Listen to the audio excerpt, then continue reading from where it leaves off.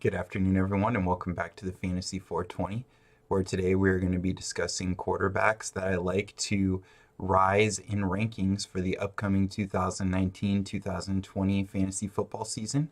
We obviously have a long way to go in the offseason when it comes to the draft, free agent moves, injuries, and various other things that'll happen. But I think based on how they finished last year, uh, guys that they have and maybe will acquire, and role changes along with various other reasons, it's reasonable to assume that these five players will probably take a step up and reach that next tier of quarterback value that they could possibly reach. Anyway, without further ado, let's get to our first name, which is Baker Mayfield, the quarterback for the Cleveland Browns. I honestly believe, even though I'm a fan, the sky is the limit with Mr. Mayfield this upcoming year.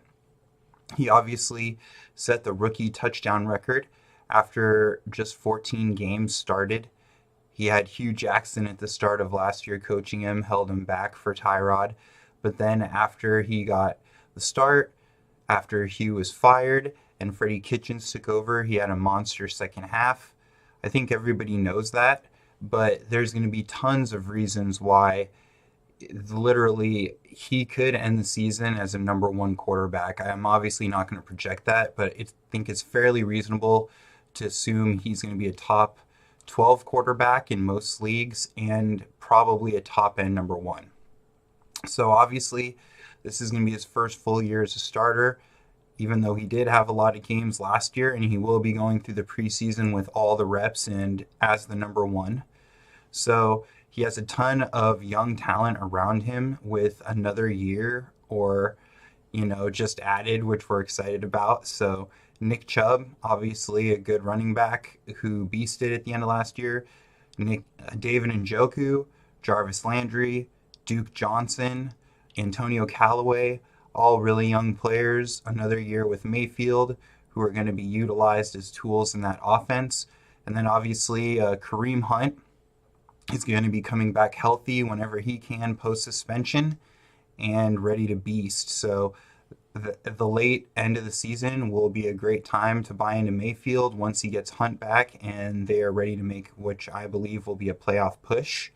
They also have 4 picks in the first 3 rounds of the upcoming draft, which I do expect them to select either a tight end or a wide receiver to help Mayfield out.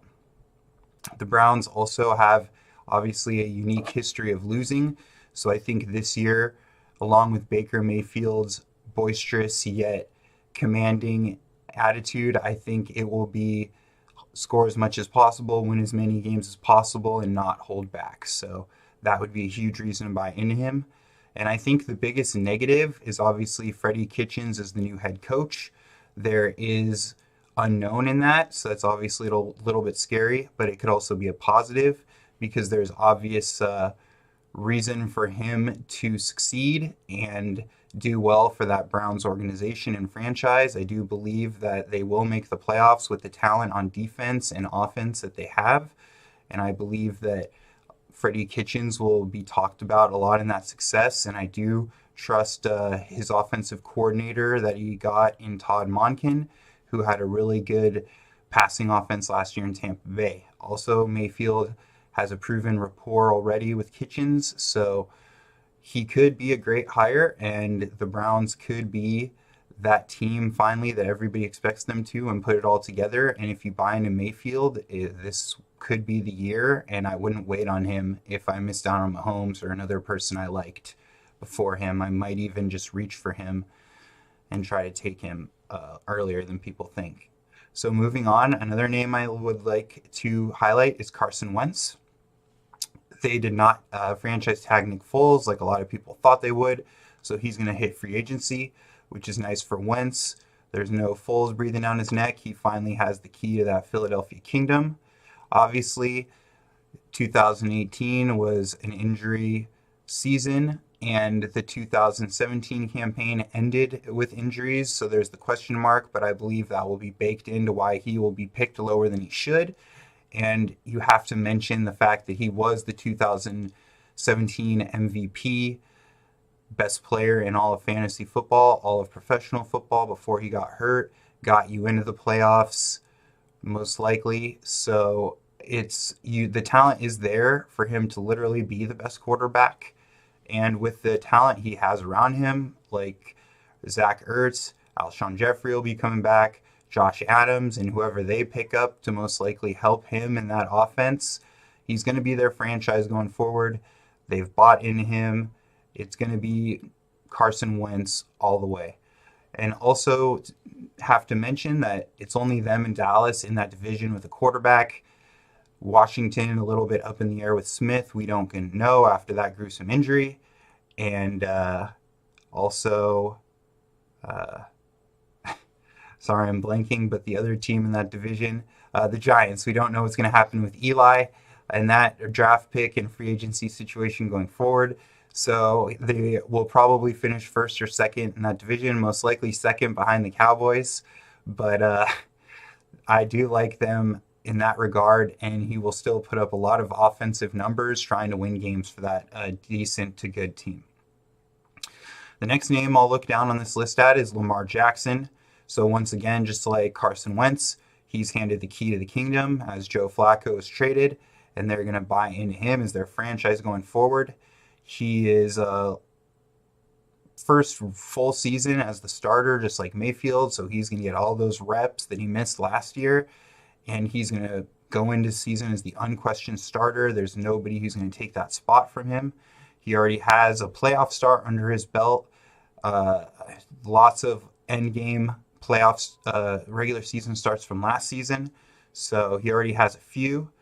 That being said, he's not only going to be the number one quarterback, he might even be the number one running back.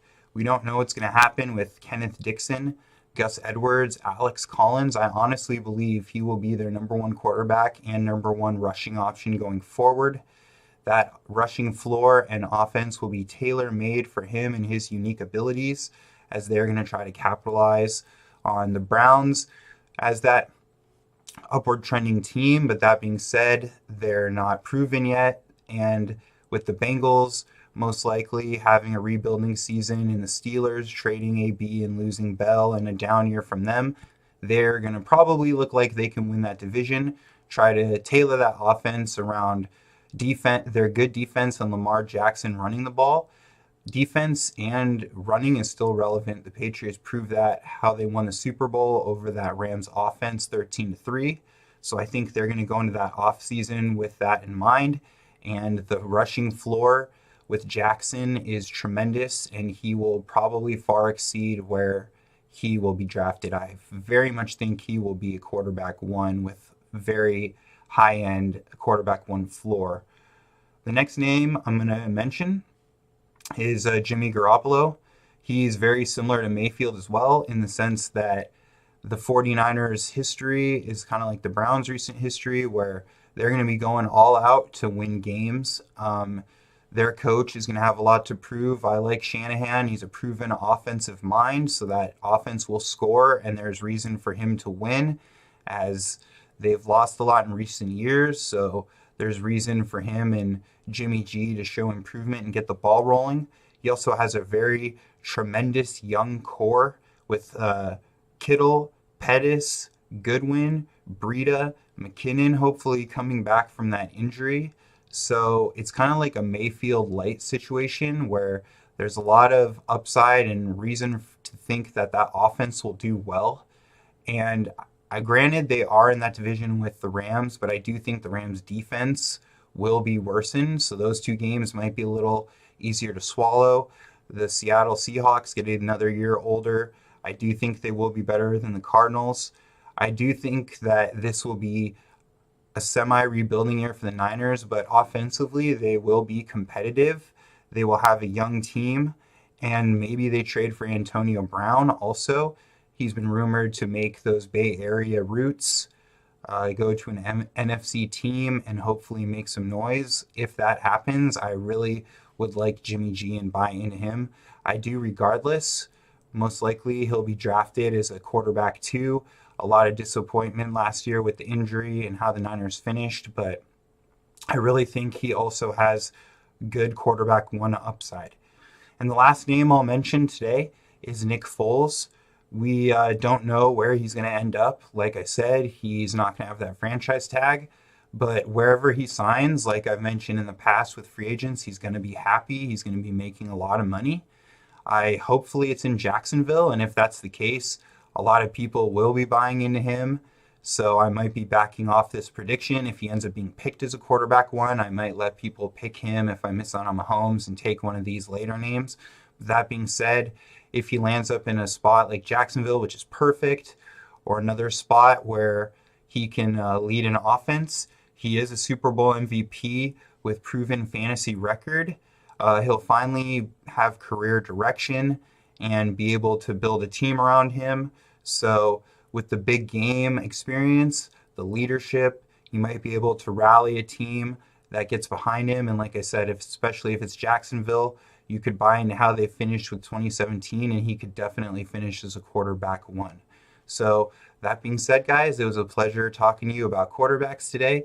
I'll probably be back tomorrow with a tier fall video for the next upcoming season. So look forward to that, and I'll see you then. Take it easy.